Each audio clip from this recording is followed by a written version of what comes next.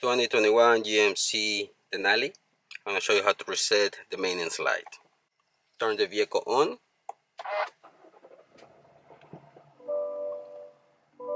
We already did the oil. We just need to reset the light.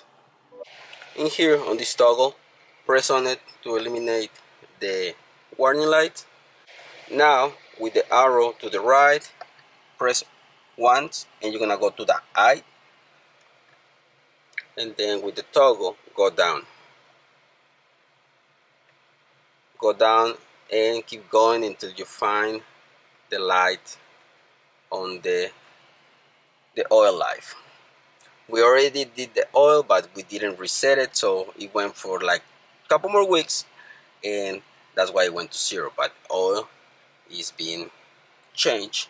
So now when you are there, press on the toggle. It's gonna tell you, are you sure you want to reset? Go to the right, press yes, press on the toggle,